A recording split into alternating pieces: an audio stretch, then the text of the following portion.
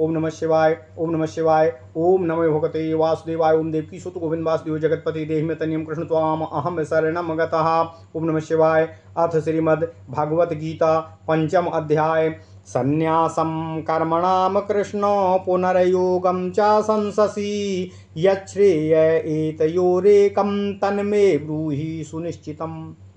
भगवान श्री कृष्ण जी से अर्जुन पूछते हैं कि हे माधव, हे केशव, हे श्री कृष्ण, आप पहले तो शास्त्रोक्त बहुत प्रकार के अनुष्ठान रूप कर्मों का त्याग करने के लिए कहते हैं, अर्थात उपदेश करते हैं, और फिर उनके अनुष्ठान की अवश्य कर्तव्यता रूप योग को भी बतलाते हैं। इसलिए हे केशव, मुझे यह शंका होती है कि इनमें से कौन सा कर्म, कौन सा कर्तव्य श्रेयस्कर है। कर्मों का अनुष्ठान करना कल्याणकारक है अथवा उनका त्याग करना कल्याणकारक है। जो श्रेष्ठतर हो, जो मेरे लिए उचित और उपयुक्त हो, मेरे लिए कीर्ति और यश को बढ़ाने वाला हो, उसी का अनुष्ठान मुझे करना चाहिए। इसलिए इन कर्म संन्यास और कर्म योग में जो श्रेष्ठ हो, हे माधव, अर्थात जिसका अनुष्ठान करने से आप यह मानते हैं कि मुझे कल्याण की प्राप्ति होगी, उस भली भांति निश्चय किए हुए एक ही अभिप्राय को अलग करके मुझसे कहिए, जिससे मैं उसका अनुसरण करके अपने लिए कल्याण का अनुष्ठान कर सकूं। क्योंकि एक पुरुष द्वारा एक साथ दोनों ही अनुष्ठान का किया जाना संभव नहीं है। अर्जुन के इस प्रश्न पर भगवान श्री कृष्ण कहते हैं, संन्यासः कर्मयोगश्च निःश्रेयसकरावुभौ तयोस्तु कर्म संन्यासात् कर्मयोगो विशिष्यते। भगवान श्री कृष्ण कहते हैं, हे अर्जुन, संन्यास अर्थात कर्मों का परित्याग और कर्मयोग उनका अनुष्ठान करना, ये दोनों ही कल्याणकारक अर्थात दोनों ही मनुष्य को मुक्ति देने वाले होते हैं। यद्यपि ज्ञान की उत्पत्ति में हेतु होने से ये दोनों ही कल्याणकारक हैं, तथापि कल्याण के उन दोनों कारणों में ज्ञान रहित केवल संन्यास की अपेक्षा कर्मयोग अधिक श्रेयस्कर है, श्रेष्ठ है, अधिक कल्याणकारी है। इस प्रकार भगवान कर्मयोग की स्तुति करते हैं। कर्मयोग कैसे, इस पर अर्जुन के प्रश्न पर भगवान श्री कृष्ण कहते हैं कि ज्ञेयः सा नित्य सन्यासी यो न द्वेष्टि न कांक्षति निर्द्वंद्वो ही महाबाहो सुखम बंधात प्रमुच्यते। भगवान श्री कृष्ण कहते हैं, हे अर्जुन, उस कर्मयोगी को सदा सन्यासी ही समझना चाहिए, जो कि न तो किसी से द्वेष करता है, न किसी वस्तु की आकांक्षा करता है, अर्थात जो सुख और दुख तथा उनके साधनों में उक्त प्रकार से राग द्वेष से रहित होता हुआ अपने कर्तव्य कर्मों को बरतता हुआ सदा सन्यासी की ही भांति रहता है, उसे ऐसा ही समझना चाहिए। क्योंकि हे महाबाहो, राग द्वेष आदि द्वंद्वों से रहित हुआ पुरुष सुखपूर्वक जीवन यापन करते हुए अनायास ही सभी प्रकार के बंधनों से मुक्त हो जाता है। भिन्न पुरुषों द्वारा अनुष्ठान करने योग्य परस्पर विरुद्ध कर्म संन्यास और कर्म योग के फल में भी विशेष विरोध होना चाहिए कि दोनों का कल्याण रूप एक ही फल कहना ठीक नहीं है। इस शंका के प्राप्त होने पर अर्जुन से भगवान श्री कृष्ण कहते हैं, सांख्य योगो पृथक बालाः प्रवदन्ति न पंडिताः एकमप्यास्थितः सम्यगुभयोर्विन्दते फलम्। भगवान श्री कृष्ण कहते हैं, हे अर्जुन, बाल बुद्धि वाले ही सांख्य और योग इन दोनों को अलग अलग विरुद्ध फलदायक बतलाते हैं। पंडित और ज्ञानी लोग ऐसा नहीं मानते। ज्ञानी पंडित जन तो दोनों का अविरुद्ध और एक ही फल मानते हैं, अर्थात दोनों को अलग अलग या परस्पर विरोधी न मानते हुए उनका एक समान फल वर्णन करते हैं। क्योंकि सांख्य और योग इन दोनों में से एक का भी भली भांति अनुष्ठान कर लेने वाला पुरुष दोनों का ही फल प्राप्त कर लेता है। कारण दोनों का वही एक कल्याण रूप परम पद फल है, इसलिए फल में कोई विरोध नहीं है। क्योंकि वे संन्यास और कर्मयोग ही क्रमानुसार ज्ञान से और उसके उपाय रूप समबुद्धि आदि भावों से युक्त हो जाने पर सांख्य और योग के नाम से कहे जाते हैं। यह भगवान का मत है, अतः यह प्रकरण विरुद्ध नहीं है। ओम नमः शिवाय। एक का भी भली भांति अनुष्ठान कर लेने से दोनों का फल कैसे प्राप्त हो जाता है? अर्जुन के इस प्रश्न पर भगवान श्री कृष्ण कहते हैं, यत् संख्ये प्राप्यते स्थानम तद्योगैरपि गम्यते एकम सांख्यम चा योगम चा यह पश्यति सा पश्यति। भगवान श्री कृष्ण कहते हैं, हे अर्जुन, सांख्य योगियों द्वारा अर्थात ज्ञान निष्ठा युक्त सन्यासियों द्वारा जो मोक्ष नामक स्थान प्राप्त किया जाता है, वही कर्म योगियों के द्वारा भी प्राप्त किया जाता है। जो पुरुष अपने लिए कर्मों का फल न चाहकर सब कर्म ईश्वर को समर्पित करके उसे ज्ञान प्राप्ति का उपाय मानकर उसका अनुष्ठान करते हैं, वे लोग योगी होते हैं। उनको भी परमार्थ ज्ञान रूप संन्यास प्राप्ति के द्वारा वही मोक्ष रूपी फल मिलता है। इसलिए फल में एकता होने के कारण जो सांख्य और योग को अलग अलग देखता है, वही अलग अलग देखता हुआ भी एक रूप मानता है, वही यथार्थ रूप में दर्शन करता है। क्योंकि ज्ञान रहित संन्यास को तो मैं सांख्य मानता हूँ और वही परमार्थ योग भी है। जो वैदिक अर्थात निष्काम कर्म योग है, वह तो उसी ज्ञान योग का साधन होने के कारण गौड़ रूप से योग और संन्यास कहा जाने लगा है। यह उसी का साधन कैसे हो सकता है? सो भगवान श्री कृष्ण कहते हैं, संन्यासस्तु महाबाहो दुःखमाप्तु मयोगतः संन्यासस्तु महाबाहो दुःखमाप्तो मयोगतः योगयुक्तो मुनिर्ब्रह्मो नाचिरेणाधिगच्छति। बिना कर्म योग के परमार्थिक संन्यास प्राप्त होना कठिन है, दुष्कर है, तथा फल न चाहकर ईश्वर समर्पण के भाव से किए हुए वैदिक कर्म योग से युक्त हुआ ईश्वर के स्वरूप का मनन करने वाला मुनि ब्रह्म को अर्थात परमात्म ज्ञान निष्ठा रूप परमार्थिक संन्यास को शीघ्र ही प्राप्त कर लेता है। इसलिए मैंने कहा है कि कर्म योग श्रेष्ठ है। परमात्म ज्ञान का सूचक होने के प्रकरण में वर्णित संन्यास ही ब्रह्म के नाम से कहा गया है, तथा संन्यास ही ब्रह्म है और ब्रह्म ही पर है। योग मुक्तो योग युक्तो विशुद्धात्मा विजितात्मा जितेन्द्रियः सर्वभूतात्म भूतात्मा कुर्वन्नपि न लिप्यते। भगवान श्री कृष्ण आगे कहते हैं, हे अर्जुन, योग से युक्त विशुद्ध अंतःकरण वाला विजितात्मा शरीर विजितात्मा मनुष्य शरीर विजयी जितेंद्रिय और सब भूतों में अपने आत्मा को देखने वाला अर्थात जिसका अंतरात्मा ब्रह्म से लेकर स्तंभ पर्यंत संपूर्ण भूतों का आत्मरूप हो गया है, ऐसा यथार्थ ज्ञानी हो जाता है। तब इस प्रकार स्थित हुआ वह पुरुष लोक संग्रह के लिए कर्म करता हुआ भी उस लोक संग्रह के लोभ में लिप्त नहीं होता है, अर्थात उनके कर्मफल के बंधन से नहीं बंधता है। नैव किंचित करोमीति युक्तो मन्येत तत्त्ववितो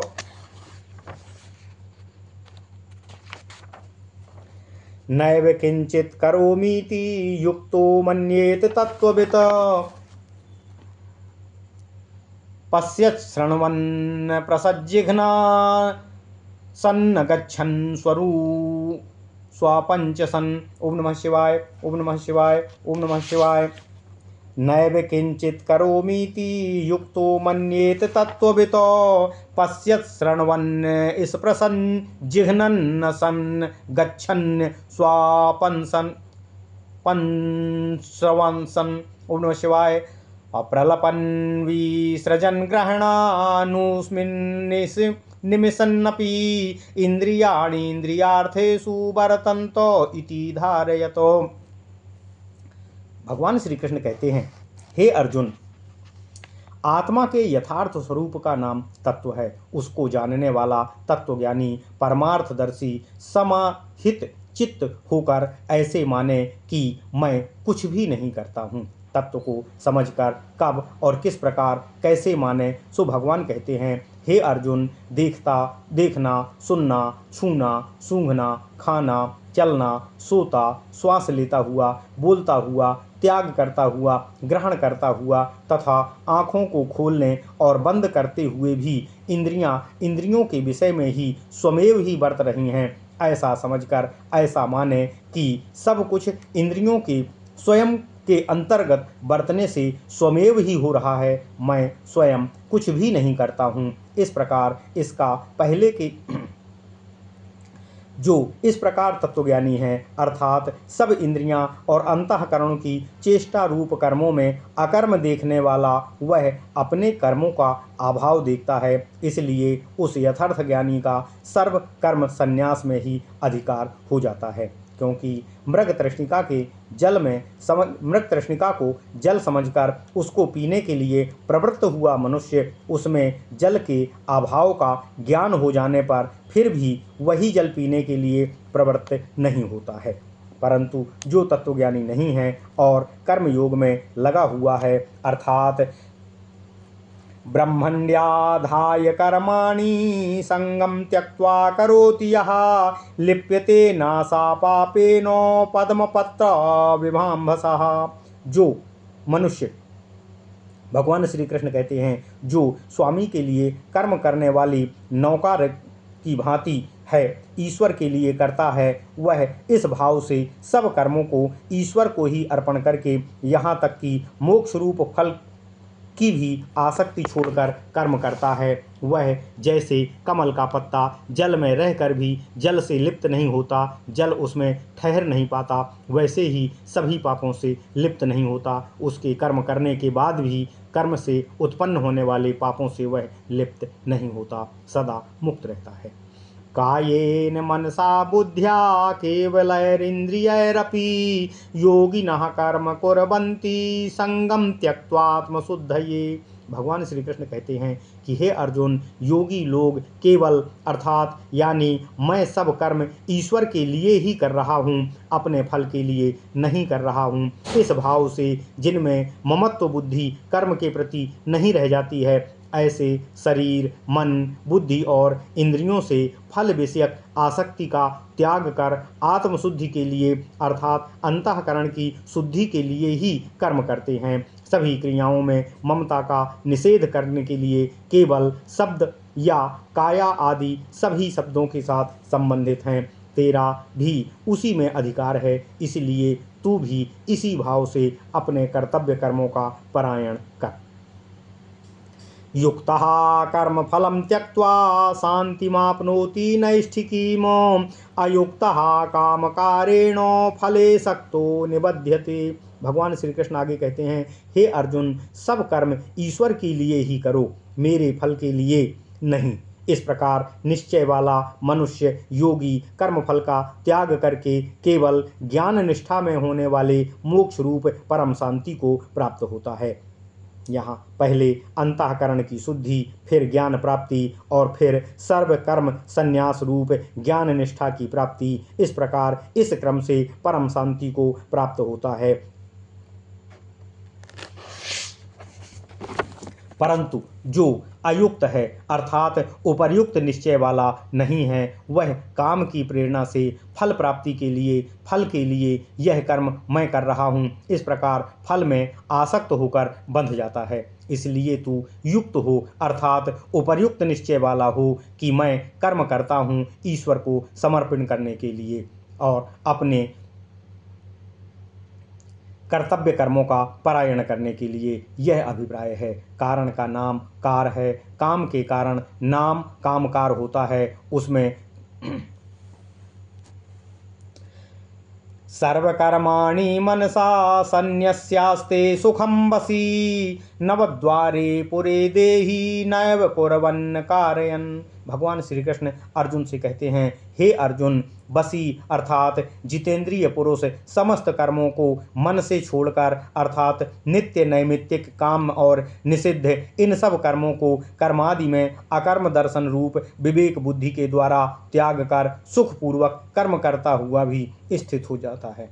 मन, वाणी और शरीर की चेष्टा को छोड़कर परिश्रम रहित, प्रसन्न और आत्मा के अतिरिक्त अन्य सब बाह्य प्रयोजनों से निवृत्त हुआ, वह सुखपूर्वक कर्तव्य कर्म करता हुआ भी उनसे निवृत्त रहता है, ऐसा कहा जाता है। बसी अर्थात जितेंद्रिय पुरुष कहाँ और कैसे रहता है, इसके लिए भगवान श्री कृष्ण कहते हैं, हे अर्जुन, 9 द्वार वाले इस शरीर रूपी पुर में अभिप्राय यह है कि 2 कान, 2 नेत्र, 2 नासिका और 1 मुख शब्द आदि विषयों को उपलब्ध करने के वाले ये 7 द्वार शरीर के ऊपरी भाग में स्थित होते हैं और मल तथा मूत्र का त्याग करने के लिए नीचे के अंग में 2 छिद्र होते हैं। इन 9 द्वारों वाला शरीर पुर कहलाता है। शरीर भी एक पुरी की भांति है जिसका स्वामी मनुष्य के शरीर अंतर्गत स्थित आत्मा होता है। उस आत्मा के लिए ही जिनके सब प्रयोजन हैं एवं जो अनेक फल और विज्ञान के उत्पादक हैं, उन इंद्रिय, मन, बुद्धि और विषय रूप पूर्वासी इंद्रियों से युक्त है, उन 9 द्वार वाले पुर में देही सभी कर्मों को छोड़कर रहता है। ओम नमः शिवाय। ओम नमः शिवाय।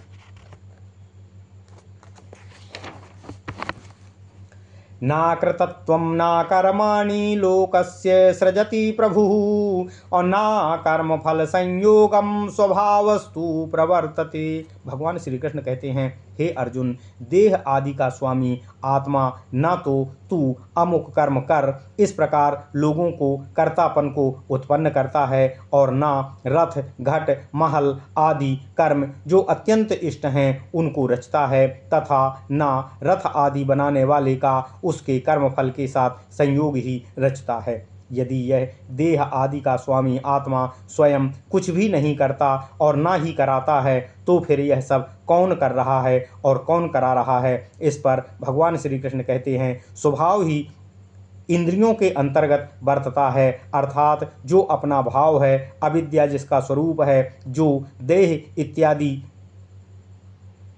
हैं, वह प्रकृति माया ही सब कुछ कर रही है। ना दत्ते कस्यचित् पापं ना चैव सुकृतं विभुः अनेनावृतं ज्ञानं तेन मुह्यन्ति जन्तवः।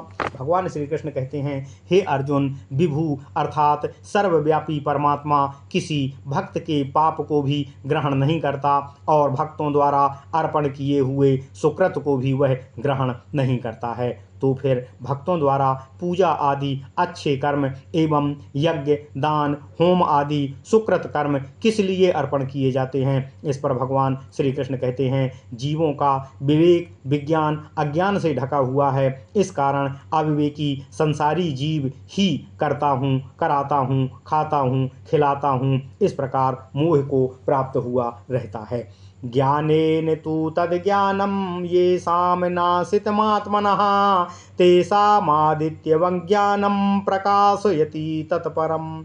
आगे श्री कृष्ण जी कहते हैं, हे अर्जुन, जिन जीवों के अंतःकरण का वह अज्ञान, जिस अज्ञान से आच्छादित हुए जीव इन सभी द्वंद्वों में मोहित होते हैं, आत्मविषयक विवेक ज्ञान द्वारा नष्ट हो जाता है। उनका वह ज्ञान सूर्य की भांति उस परमार्थ तत्व को प्रकाशित कर देता है और सभी अंधकारों को दूर कर सब कुछ स्पष्ट द्रष्टव्य हो जाता है। अर्थात जैसे सूर्य समस्त रूप मात्र को प्रकाशित कर देता है, वैसे ही यह ज्ञान समस्त ज्ञेय वस्तु को प्रकाशित कर देता है, स्पष्ट द्रष्टव्य कर देता है। तद्बुद्ध्यास्तदात्मानास्निष्ठास्तत्परायणाः गच्छन्त्या पुनरावृत्ति ज्ञान निर्धूत कल्मषः। भगवान श्री कृष्ण कहते हैं, हे अर्जुन, उस परमार्थ तत्व में जिसकी बुद्धि जा पहुँची है वे तद्बुद्धि हैं, वह परमात्मा ही जिनका आत्मा है वे तदात्मा हैं और उस ब्रह्म में ही जिनकी निष्ठा दृढ़ आत्मभावना है, तत्परता है, अर्थात जो सब कर्मों का संन्यास करके ब्रह्म में ही स्थित हो गए हैं, वे ही तन्निष्ठ होते हैं। वह परब्रह्म ही जिनका परम अयन अर्थात आश्रय है, परम गति है अर्थात जो केवल आत्मा में ही रत हैं, वे तत्परायण होते हैं। इस प्रकार जिनके अंतःकरण का अज्ञान ज्ञान द्वारा नष्ट हो गया है एवं उपर्युक्त ज्ञान द्वारा संसार के कारण रूप पाप आदि दोष जिनके नष्ट हो गए हैं, ऐसे ज्ञान निर्धूत कलमश सन्यासी अपुनरावृत्ति अर्थात जिस अवस्था को प्राप्त कर लेने पर फिर देह से पूरी तरह संबंध होना छूट जाता है, ऐसी अवस्था को प्राप्त होते हैं। जिनके आत्मा का अज्ञान ज्ञान द्वारा नष्ट हो चुका है, वे पंडित जन परमार्थ तत्व को कैसे देखते हैं, इस पर भगवान श्री कृष्ण अर्जुन से कहते हैं। विद्या विनय संपन्ने ब्राह्मणे गवी हस्तिनी सुनी चैवो स्वपाके चा पंडिता समदर्शिनः। विद्या और विनय युक्त ब्राह्मण में अर्थात विद्या आत्मबोध और विनय उपरामता इन दोनों गुणों से संपन्न जो विद्वान और विनीत ब्राह्मण है, उस ब्राह्मण में गौ में, हाथी में, कुत्ते में और चंडाल में भी पंडित जन स्वभाव से देखने वाले एक रूप ही देखते हैं। अभिप्राय यह है कि उत्तम प्राणी संस्कार युक्त विद्या विनय संपन्न सात्विक ब्राह्मण में तथा मध्यम प्राणी संस्कार रहित रजोगुण युक्त गौ में और कनिष्ठ प्राणी अतिशय मूढ़ केवल तमोगुण युक्त हाथी आदि में सत्व आदि गुणों से और उनके संस्कारों से तथा राजस तामस आदि संस्कारों से सर्वथा ही निर्लोप रहने वाले सम एक निर्विकार ब्रह्म को ही देखता है। जिनका देखना ही जिनका स्वभाव है, वही पंडित और ज्ञानी समदर्शी होते हैं।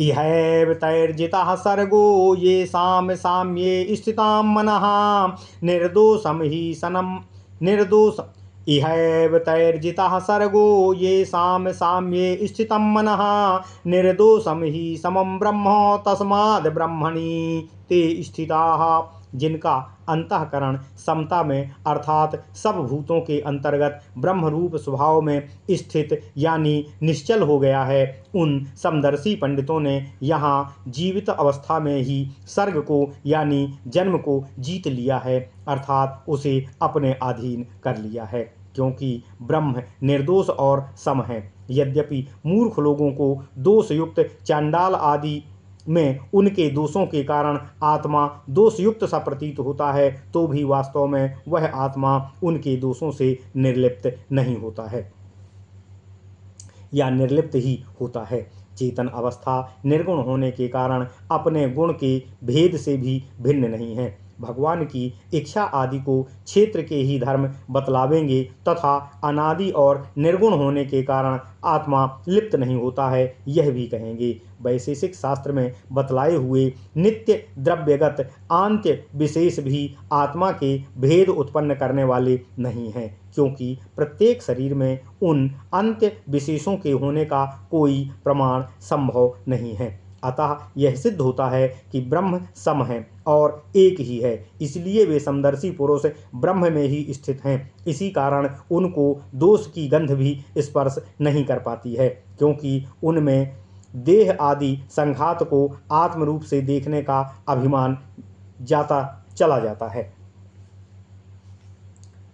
समासमाभ्याम विसंशय पूजा अतः सूत्र पूजा विषयक विशेषणों से युक्त होने के कारण देहादि संघात में आत्मदृष्टि के अभिमान वाले पुरुषों के विषय में है। ओम नमः शिवाय, ओम नमः शिवाय, ओम नमः शिवाय। क्योंकि पूजा दान आदि कर्मों में भेद बुद्धि का कारण ब्रह्मविद्या 6 अंगों को जानने वाला, चारों वेदों को जानने वाला इत्यादि विशेष गुणों का संबंध देखा जाता है, परंतु ब्रह्म संपूर्ण गुण दोषों के संबंध से रहित होता है, मुक्त होता है। इसलिए यह कहना ठीक है कि वे ब्रह्म में स्थित हैं। इसके अतिरिक्त कर्मियों के विषय में है और यह सर्वकर्माणि मनसा इस श्लोक से लेकर अध्याय समाप्ति तक सारा प्रकरण सर्वकर्म सन्यासी के विषय में ही विवरण किया गया है। ना प्रहस्येत प्रियं प्राप्य ना द्विजेत प्राप्य चा प्रियं ना प्रहस्येत् प्रियं प्राप्य नो द्विजेत् ना प्रहस्येत् प्रियं प्राप्य नो दुजेत प्राप्य चा प्रियं स्थिर बुद्धिर सम्मूढ़ो ब्रह्मविद ब्रह्मणि स्थितः।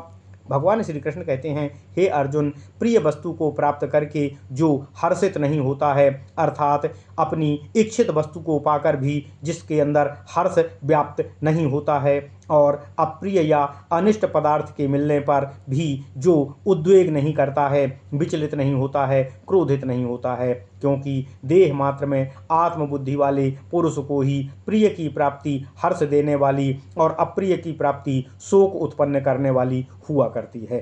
केवल उपाधि रहित आत्मा का साक्षात्कार करने वाले पुरुष को यह भाव नहीं आता, कारण उसके लिए वास्तव में प्रिय और अप्रिय की भांति कुछ भी होना संभव ही नहीं है।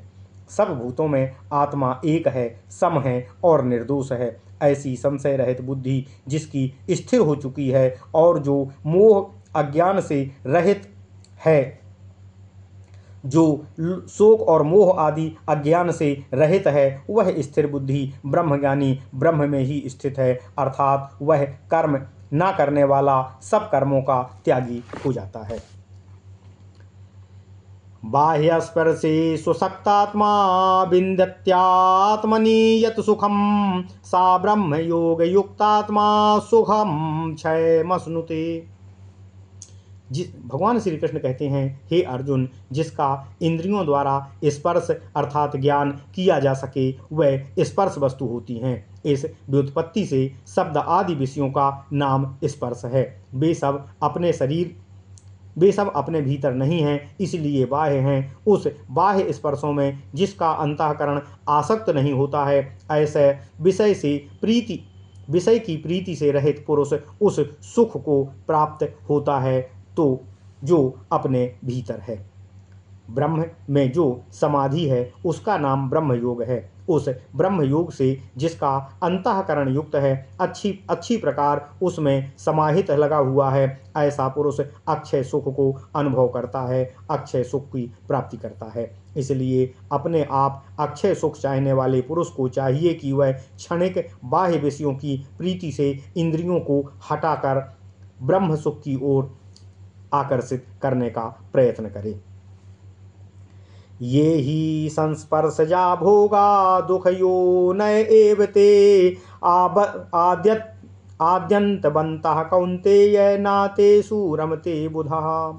ये ही संस्पर्शजा भोगा दुखयो नय एव ते आद्यन्तवन्तः कौन्तेय नाते सूरमते बुधः। भगवान श्री कृष्ण कहते हैं, हे अर्जुन, विषय और इंद्रियों के संबंध से उत्पन्न जो भोग होते हैं वे सब अविद्याजन्य होने से केवल दुख के ही कारण हैं, क्योंकि आध्यात्मिक आदि तीनों प्रकार के दुख उनके ही निमित्त से होते हुए देखे जाते हैं। एव शब्द से यह भी प्रकट होता है कि ये जैसे इस लोक में दुखप्रद हैं वैसे ही परलोक में भी यह केवल दुखप्रद ही होते हैं। संसार में सुख की गंध मात्र भी नहीं है, यह समझकर विषय रूप मृग तृष्णा से इंद्रियों को हटा लेना चाहिए। ये विषय भोग केवल दुख के ही कारण हैं। इतना ही नहीं किंतु ये आदि अंत वाले भी हैं। विषय और इंद्रियों का संयोग होना भोगों का आदि है और वियोग होना इसका अंत होता है। इसलिए जो आदि अंत वाले हैं वे केवल बीच के क्षण में ही प्रतीति वाले होते हैं, होने से अनित्य होते हैं। हे कौन्तेय, भगवान श्री कृष्ण कहते हैं, हे अर्जुन, परमार्थ तत्व को जानने वाला विवेकशील बुद्धिमान मनुष्य उन भोगों में भी नहीं रमा करता है, क्योंकि केवल अत्यंत मूढ़ पुरुषों को ही पशु आदि की भांति विषयों में प्रीति देखी जाती है। कल्याण का मार्ग प्रतिपक्षी अर्थात काम क्रोध का वेग रूप दोष वाला बड़ा ही दुखदायक है। सब अनर्थों की प्राप्ति का यही मूल कारण है और निवारण करने में अति कठिन भी है। इसलिए भगवान श्री कृष्ण अर्जुन से कहते हैं कि इसको नष्ट करने के लिए मनुष्य को खूब प्रयत्न करना चाहिए। शक्नोति हैव यः सोढुं प्रासक् शरीर विमोक्षणात् काम क्रोधोद्भवं वेगं सह युक्ता सा सुखी नरः। शक्नोति हैव यः सोढुं प्राक् शरीर विमोक्षणात् काम क्रोधोद्भवं वेगं सा युक्ता सा सुखी नरः। भगवान श्री कृष्ण कहते हैं, हे अर्जुन, जो मनुष्य यहाँ जीवित अवस्था में ही शरीर छूटने से पहले पहले अर्थात मरण पर्यंत काम क्रोध से उत्पन्न हुए वेग को सहन कर सकता है, अर्थात सहन करने का उत्साह, सामर्थ्य और दृढ़ इच्छा शक्ति रखता है, वही युक्त और सुखी होता है। जीवित पुरुष के अंतःकरण में काम क्रोध का वेग अवश्य ही होता है, इसलिए मरण पर्यंत की सीमा की गई है, क्योंकि वह काम क्रोध जनित वेग अनेक निमित्तों से प्रकट होने वाला है। अतः मरने तक उसका विश्वास करना उचित नहीं है, सदैव उससे सावधान रहना चाहिए। यही यहाँ इसका अभिप्राय है।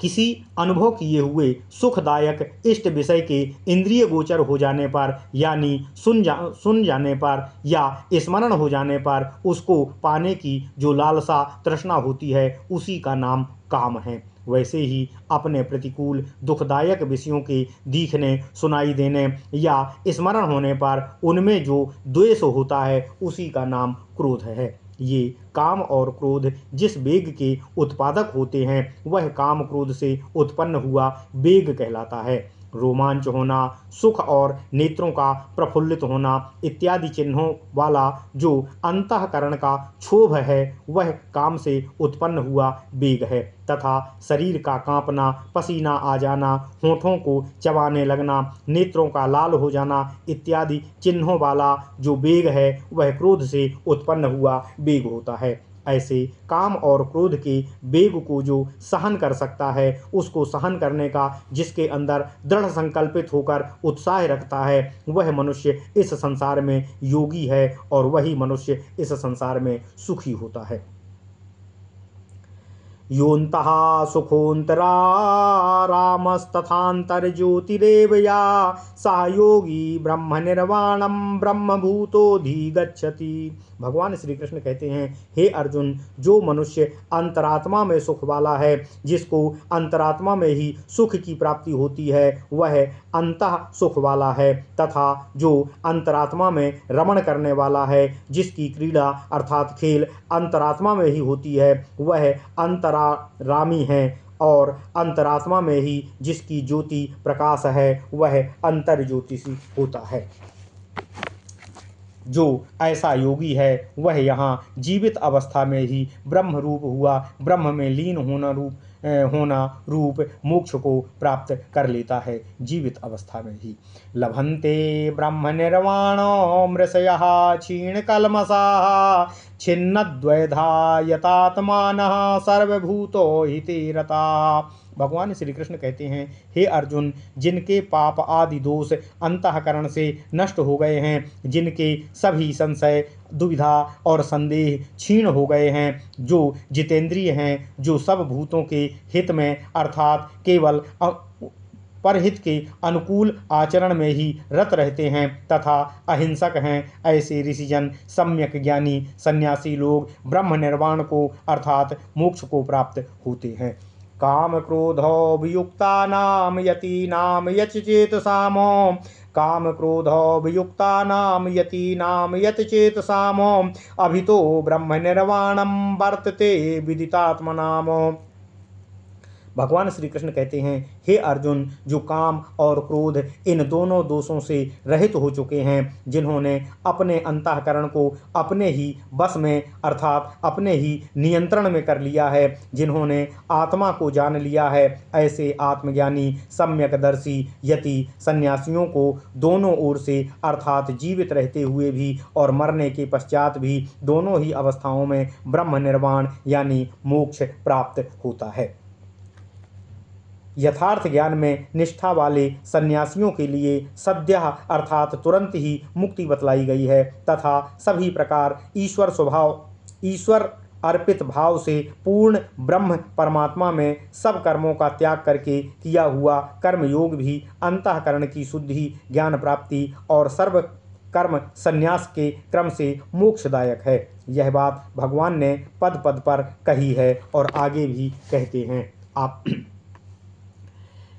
स्पर्शान् कृत्वा बहिर्बाह्यांश्चक्षुश्चैवान्तरे भ्रुवो अप्राणापानौ समौ कृत्वा नासाभ्यन्तरचारिणौ स्पर्शान् कृत्वा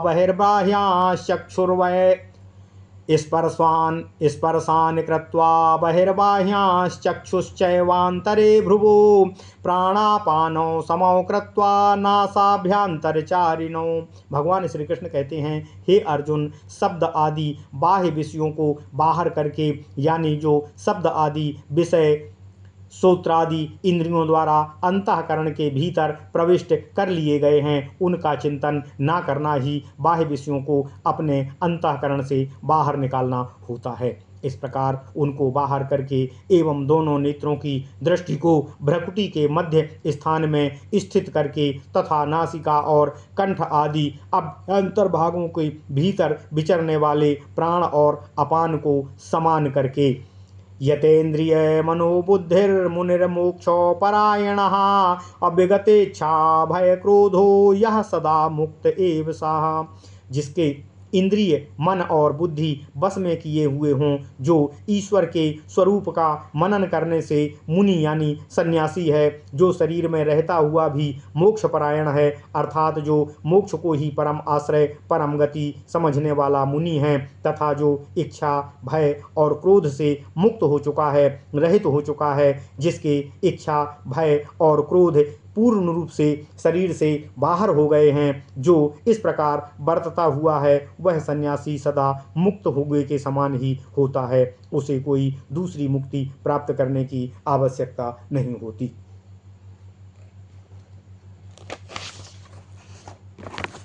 भोक्तारं यज्ञतपसां सर्वलोको महेश्वरं सुहृदं सर्वभूतानां ज्ञात्वा माम शान्तिमृच्छति। भगवान श्री कृष्ण कहते हैं, हे अर्जुन, जो मनुष्य मुझ नारायण को कर्ता रूप से और देव रूप से समस्त यज्ञों और समस्त तपों का भोक्ता, सर्वलोक महेश्वर अर्थात सभी लोकों का महान ईश्वर, समस्त प्राणियों का सुहृद, प्रत्युपकार न चाहकर उनका उपकार करने वाला, सब भूतों के हृदय में सदा स्थित रहने वाला, सब कर्मों के फलों का स्वामी और सब संकल्पों का साक्षी जानकर शांति को अर्थात सब संसार से उपरामता को प्राप्त हो जाता है, वही सुखी होता है, वही मोक्ष को प्राप्त होता है।